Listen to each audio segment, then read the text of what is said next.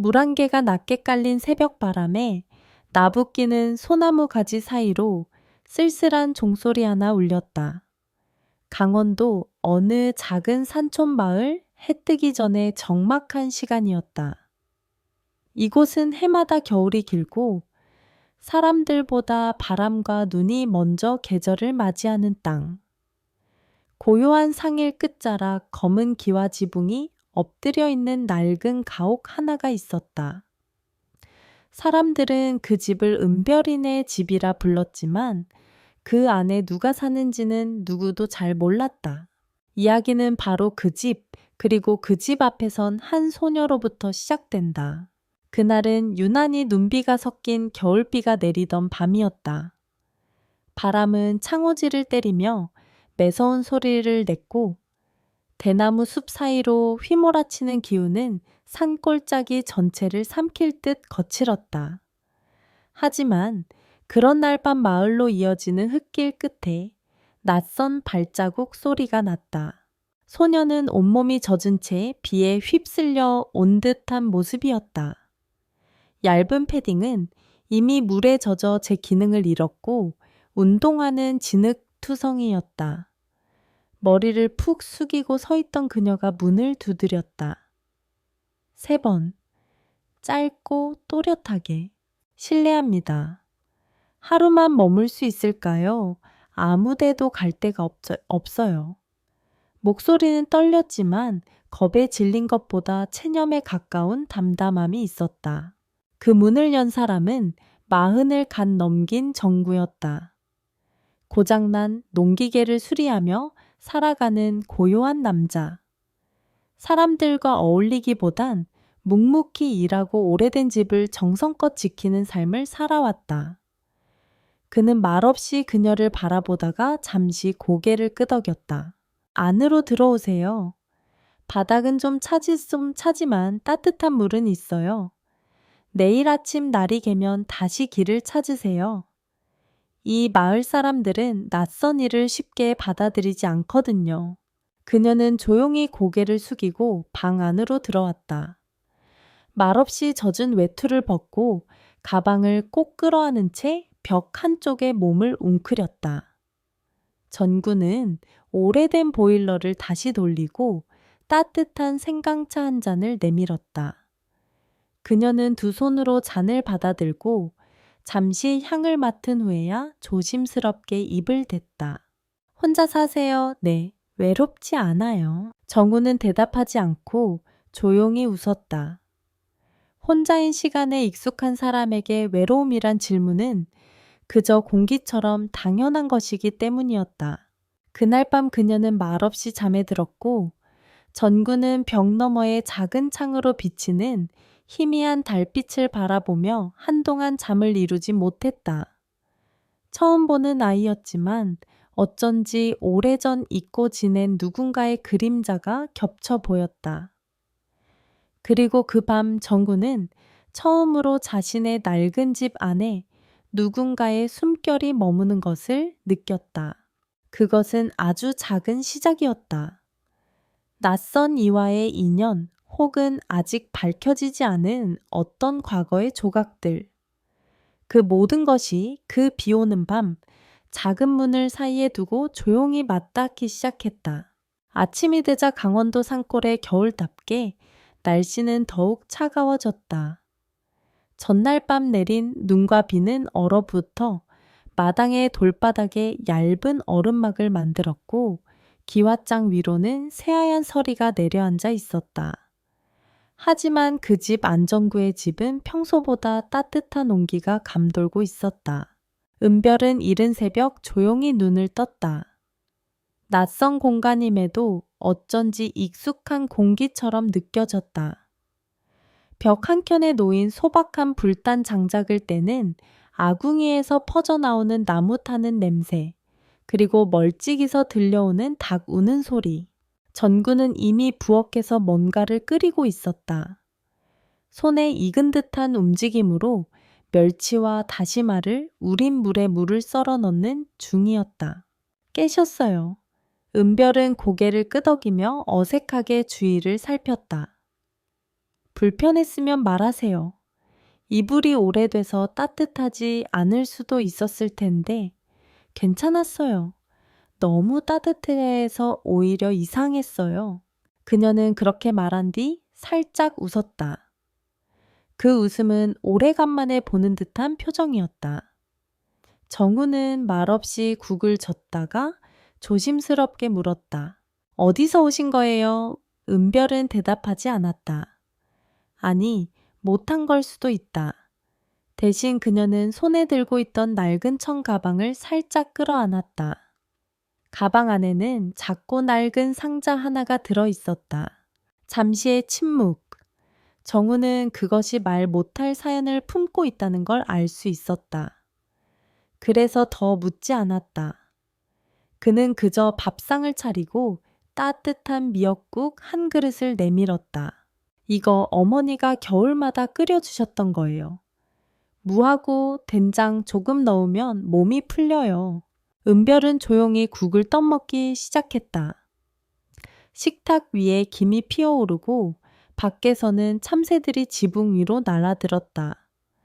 마치 이 집이 아주 오랜만에 사람의 기척을 환영하고 있다는 듯이. 식사를 마친 후 은별은 작은 마당에 나가 햇살을 쬐었다. 해가 떠오르면서 얼어붙은 돌바닥에 빛이 스며들었고 어제의 궂은 날씨가 거짓말처럼 느껴졌다.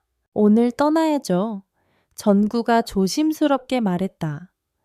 마을 사람들 성격이 좀 까다로워요.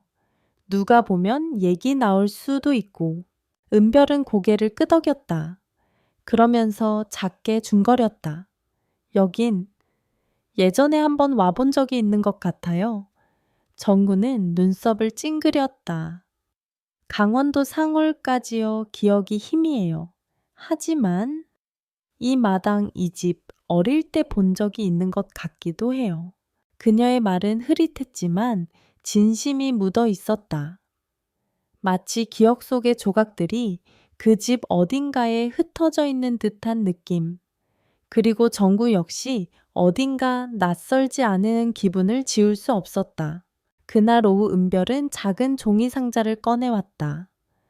상자는 천으로 곱게 쌓여 있었고 오래된 테이프 자국과 다른 귀퉁이가 세월의 흔적을 고스란히 보여주고 있었다. 그녀는 조심스럽게 그것을 풀었다. 안에는 오래된 은팔찌 하나가 있었다. 팔찌 안쪽에는 작은 글자가 새겨져 있었다.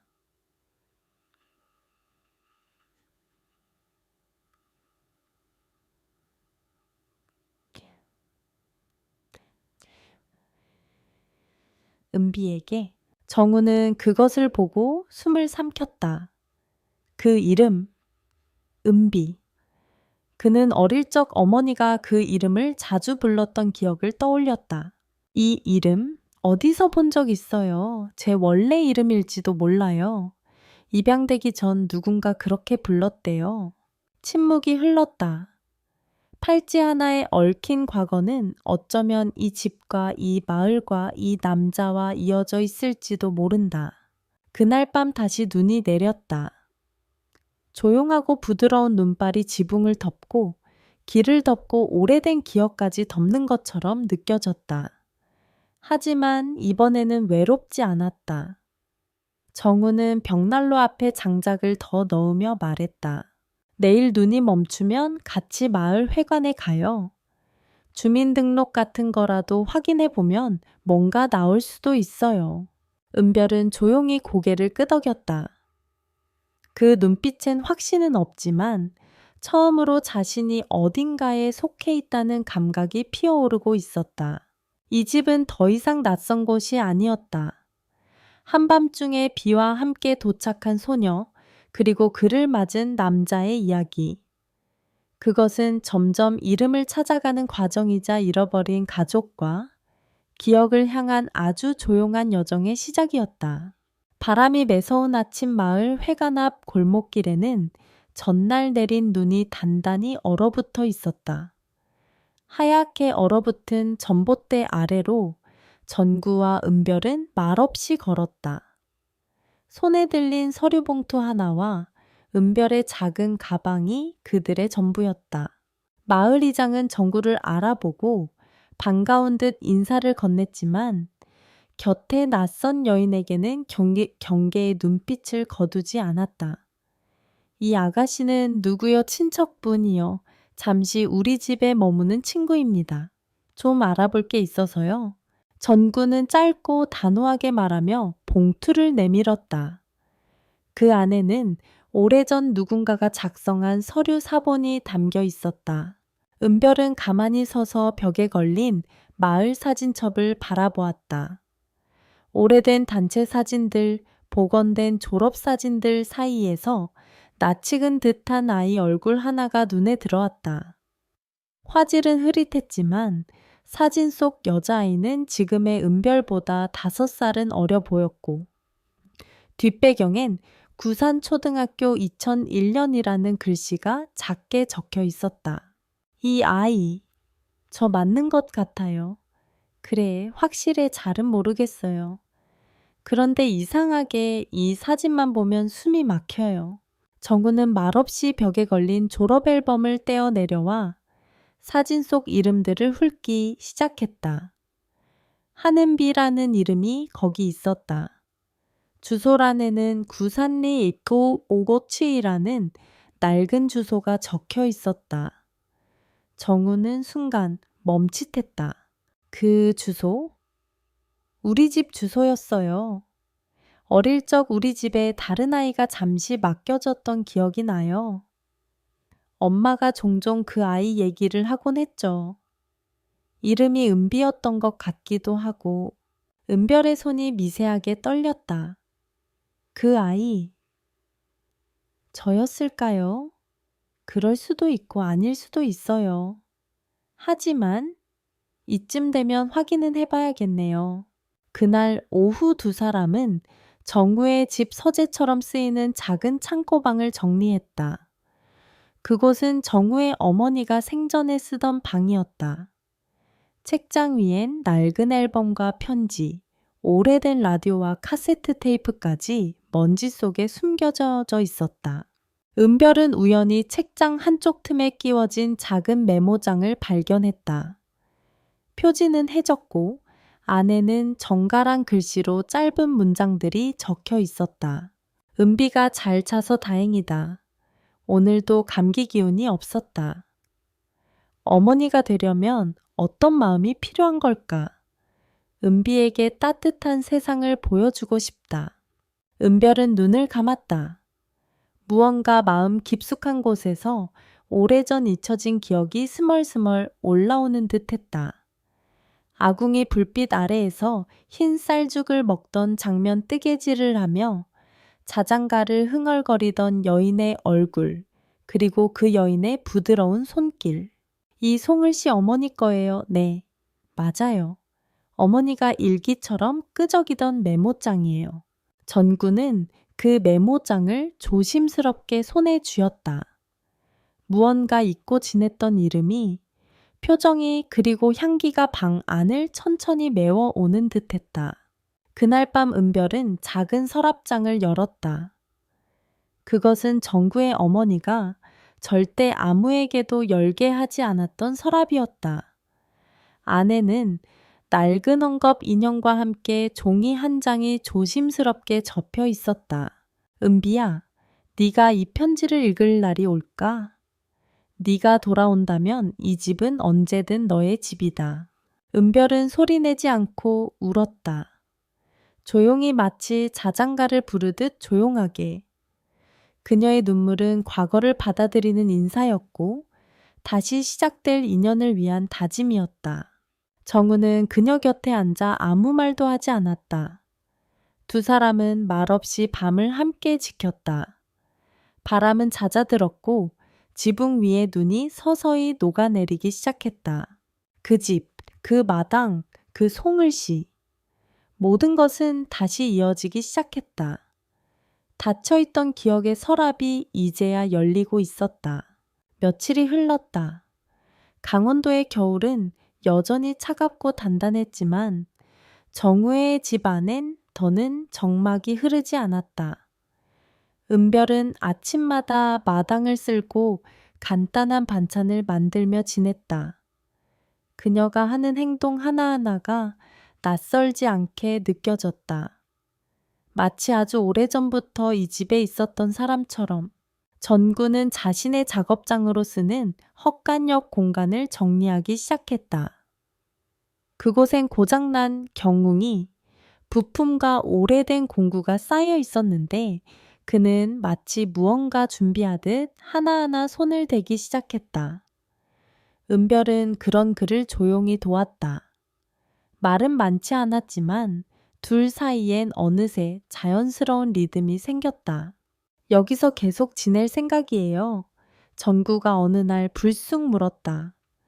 글쎄요. 아직 잘 모르겠어요. 하지만 도망치고 싶은 마음은 더 이상 없어요. 은별의 목소리는 담담했지만 그 안에는 어딘가 뿌리를 내리고 싶은 마음이 스며 있었다.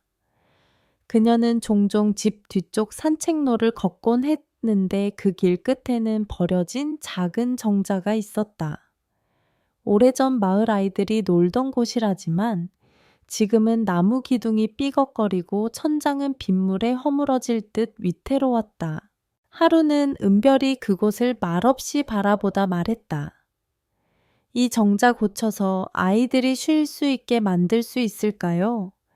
왜요? 당신도 여기서 뭔가 시작하고 싶은 건가요? 아이들이 책을 읽을 수 있는 공간이 있었으면 좋겠어요. 학교는 멀고 동네엔 도서관도 없으니까요.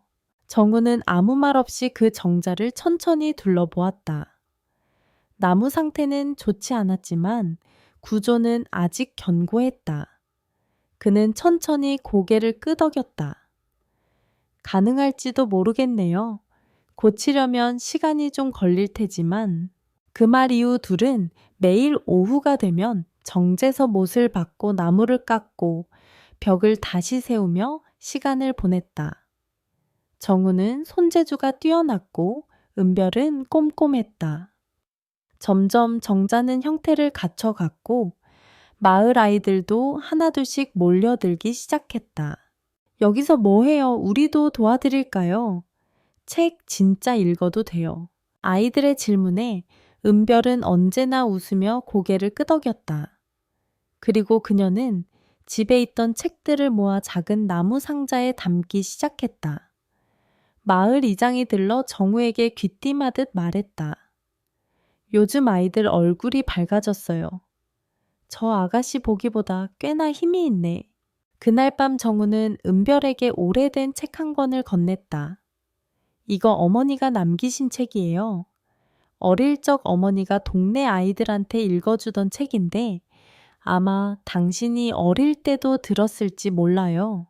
은별은 책을 받아 조심스럽게 펼쳤다. 첫 페이지에 희미한 글씨가 적혀 있었다. 은비야, 언제나 세상에 따뜻한 사람이 되렴. 그녀의 손이 멈췄다. 그리고 천천히 아주 천천히 고개를 숙였다. 눈물이 무겁게 떨어졌다. 아무 말도 하지 않았지만 그 한 줄이 그녀를 자신에게 다시 데려다 준 듯했다. 잃어버린 이름 은비, 그리고 지금의 자신 은별. 어쩌면 그 둘은 다르지 않았다. 저 이제 제 이름을 찾았어요. 그녀가 조용히 말했다. 제 이름은 한은비예요. 정우는 조용히 고개를 끄덕였다. 마치 오래전부터 그 이름을 알고 있었다는 듯 그 이름이 이 집에 다시 불려지길 기다려왔다는 듯. 밖에서는 눈이 천천히 내리고 있었다. 정자 위로, 아이들의 웃음 위로, 그리고 그들의 새 출발 위로. 조용히 그러나 확실하게. 마을은 변하고 있었다. 한 사람의 이름이 돌아온 것만으로도 봄이 오는 속도는 느렸지만 확실했다. 마당 가장자리의 감나무 가지에선 작은 싹이 돋기 시작했고 마을 뒷산에는 산수유가 노랗게 피기 시작했다. 여전히 찬바람이 부는 날도 있었지만 정구의 집엔 따뜻한 공기가 머물고 있었다. 은비는 마을 아이들과 책을 읽는 시간을 늘려갔다. 오후 3시만 되면 아이들은 정자로 모였고 각자 읽고 싶은 책을 골라 앉았다. 어떤 날은 함께 읽고 어떤 날은 서로 돌아가며 이야기를 나누기도 했다. 선생님 진짜 여기 계속 있을 거예요? 몰라. 하지만 여긴 집 같아. 그녀의 대답은 아직 조심스러웠지만 예전의 두려움은 사라져 있었다.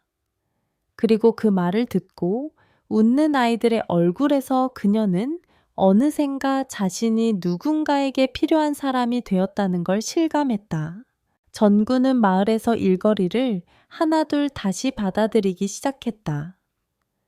사람들은 그를 예전보다 더 자주 찾았고 예전보다 더 따뜻하게 대했다.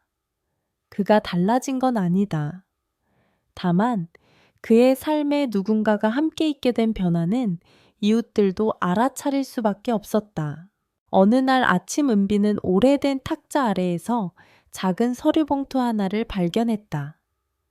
거기엔 정우의 어머니가 마을 주민센터로 보냈던 문서의 사본이 들어 있었다.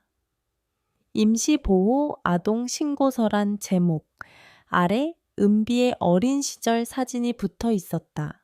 이건 어머니가 마지막까지 보관하셨던 서류예요. 그때 사회복지사가 와서 은비를 데려갔고 우린 다시 소식을 들을 수 없었어요. 그럼 전 잠시 이 집에 맡겨졌던 거였군요. 정우는 조용히 고개를 끄덕였다. 하지만 그 시간이 우리에겐 오래 남았어요. 어머니도 당신 이름을 잊지 않으셨어요. 은비는 다시 그 낡은 종이 위에 쓰인 이름을 바라보았다. 한은비. 그 이름이 이젠 과거가 아니라 자신의 현재임을 인정하게 된 순간이었다. 며칠 뒤 마을에서 작은 봄 축제가 열렸다. 주민회관 앞에는 돗자리가 깔리고 떡볶이 냄새와 강냉이 튀기는 소리가 사람들을 불러 모았다. 아이들은 은비의 정자에서 읽은 동화책을 연극으로 준비해 발표했고 어르신들은 박수와 웃음으로 화답했다. 정우는 무대 뒤편에서 조용히 그 장면을 지켜보다가 은비를 향해 천천히 걸어왔다. 축하해요. 당신이 만들어낸 봄이에요. 은비는 웃으며 말했다. 우리 모두가 함께 만든 거죠. 그날 저녁 해가 지고 사람들이 하나둘 자리를 떠난 뒤 은비는 전구와 함께 정지에 앉았다. 어스름한 달빛 아래 나무 사이로 부는 바람은 봄 냄새를 품고 있었다. 저기 정우 씨. 혹시 이 마을에서 내가 계속 살아간다면 괜찮을까요? 당연하죠. 여긴 당신 집이니까요. 그 말에 은비는 눈을 감고 깊은 숨을 내쉬었다. 긴 시간 동안 무게처럼 내려앉았던 외로움이 불안이 질문들이 하나둘 사라지는 기분이었다. 그리고 그 자리를 새로운 감정이 채우기 시작했다. 정우는 조용히 그녀 곁에 앉아 나지막이 말했다. 당신이 남는다면 나도 바뀌어야 할 것 같네요. 늘 혼자라고 생각했는데 이제는 아닌 것 같아요. 은비는 천천히 고개를 끄덕였다. 그 순간 두 사람 사이엔 이름으로도 말로도 설명할 수 없는 따뜻한 기류가 흘렀다. 그날 밤 집 앞 담장 위에 작은 나무 팻말이 세워졌다. 은비와 마을 아이들이 함께 만든 것이었다. 팻말엔 이렇게 적혀 있었다. 햇살 정자, 아이들이 꿈을 키우는 곳. 그리고 그 아래 송글씨로 작은 문장이 덧붙여져 있었다. 다시 돌아온 이름이 만든 새로운 시작. 축제 다음 날 아침 은비는 정자 근처에 앉아 작은 봉투 하나를 매만지고 있었다. 그것은 어제 마을 할머니 중 한 분이 그녀에게 조심스럽게 건넨 것이었다. 얘야, 이건 네가 꼭 읽어야 할 것 같아서. 그 말에 그녀는 잠시 주저했지만 하루를 넘기고 나서야 봉투를 열었다. 편지는 오래된 편지지에 정갈하게 쓰여 있었고 필체는 어딘가 낯익었다. 은비야, 이 편지를 네가 읽을 수 있다면 너는 이 마을에 다시 돌아온 거겠지. 정말 그렇게 된다면 난 얼마나 기쁠까. 편지는 정우의 어머니가 생전에 쓴 것이었다. 내가 널 맡았던 그해 겨울 너는 세상에서 가장 조용한 아이였단다. 잘 웃지도 울지도 않았지만 손을 꼭 잡고 자던 내 모습은 아직도 내 기억에 선명하단다. 언젠가는 너를 다시 품에 안을 수 있을 거라고 믿으며 이 편지를 썼어. 은비의 손이 작게 떨렸다. 그녀는 천천히 편지를 읽어 내려갔다. 혹시 네가 나를 기억하지 못해도 괜찮아. 네가 기억하는 그 시간들이 행복했길 바랄 뿐이야. 이 마을에서 다시 뿌리 내릴 수 있다면 그것만으로 나는 충분하단다. 편지 끝엔 정구 어머니의 이름이 적혀 있었다. 너의 작은 엄마 김수정. 은비는 편지를 가슴에 꼭 끌어안았다. 그 순간 마치 오랜 세월 동안 자신을 감싸고 있던 안개가 걷히는 듯했다. 그녀는 드디어 누군가에게 사랑받았던 과거를 그 기억을 되찾은 것이었다. 그날 저녁 전구는 그녀가 정지해 앉아 있는 걸 보고 조용히 다가왔다. 괜찮아요. 아주 중요한 걸 받았어요. 정우 씨 어머니한테서요. 편지였어요. 네, 제가 기억하지 못했던 시간들에 대해 이야기해 주셨어요. 그리고 은비는 조심스럽게 덧붙였다. 어머니가 저를 진심으로 아껴주셨다는 걸 알게 됐어요. 정우는 아무 말 없이 고개를 끄덕였다. 그 역시 어머니가 살아생전 아이를 얼마나 소중히 여겼는지 알고 있었기 때문이다. 사실 나도 가끔 그 시절을 떠올려요. 어린 네가 손을 꼭 잡고 잠들던 모습, 어머니가 너에게 자장가를 불러주던 모습. 기억이 흐릿하지만 느낌은 선명해요. 은비는 조용히 웃었다. 우리 어머니가 제가 떠난 뒤에도 저를 기다렸다는 사실이 세상에서 가장 큰 위로가 되었어요. 그날 밤 은비는 오랜만에 마음 깊은 곳에서부터 오는 따뜻한 꿈을 꾸었다. 꿈속에서 그녀는 어린 시절의 자신과 마주했다. 눈 내리는 날 전구의 어머니가 입혀준 두툼한 외투를 입고 손을 흔들며 웃고 있었다. 그 아이는 은비에게 이렇게 말했다. 우리 이제 다시 시작하자. 다음 날 은비는 동네 학교에 연락했다. 작은 도서 코너를 만들어 아이들과 함께 책을 나누는 시간을 갖고 싶다고 말했다. 책을 읽는 아이들은 꿈을 꿔요. 저도 그랬던 것처럼.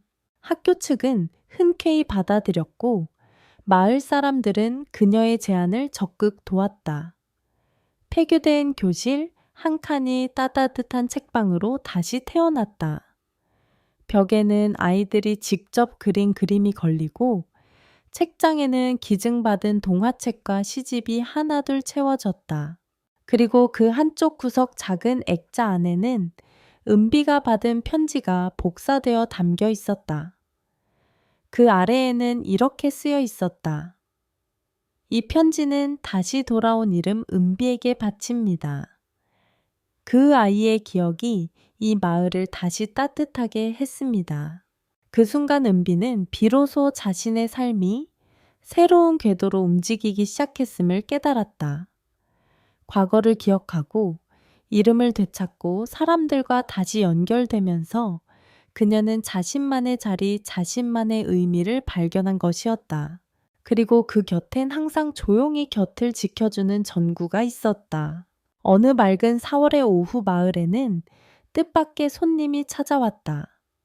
도시에서 내려온 다큐멘터리 제작진이었다.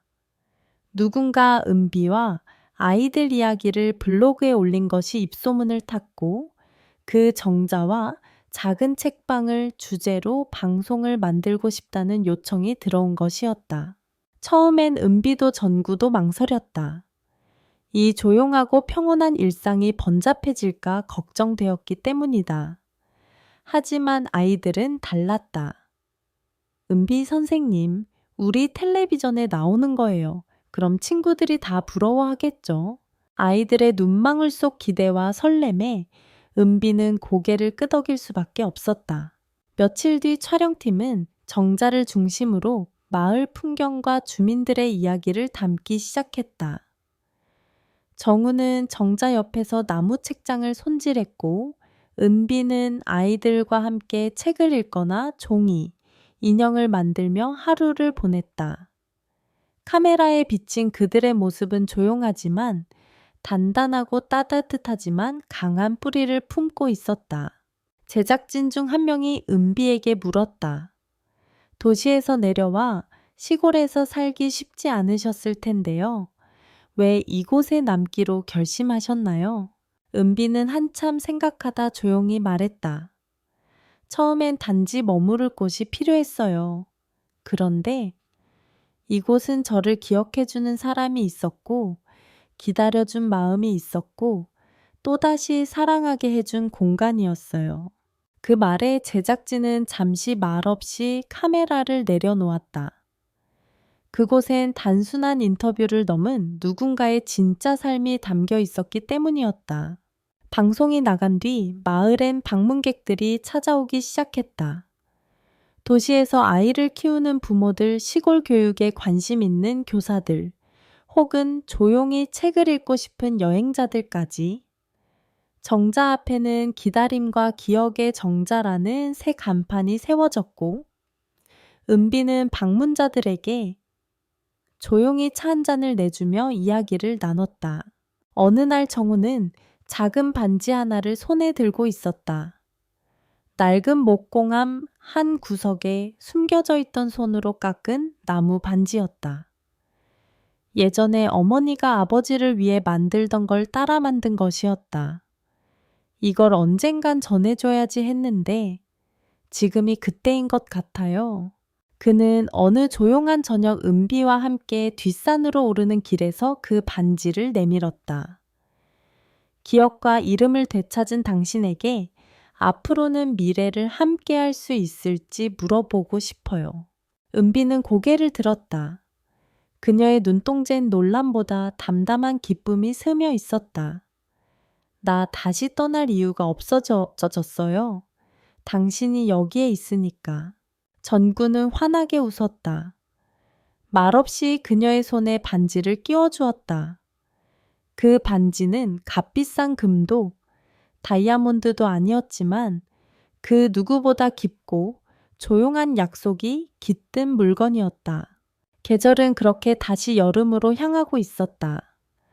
아이들은 여전히 책을 읽고 은비는 그 곁에 있었고 전구는 변함없이 마당을 정리하며 하루를 시작했다.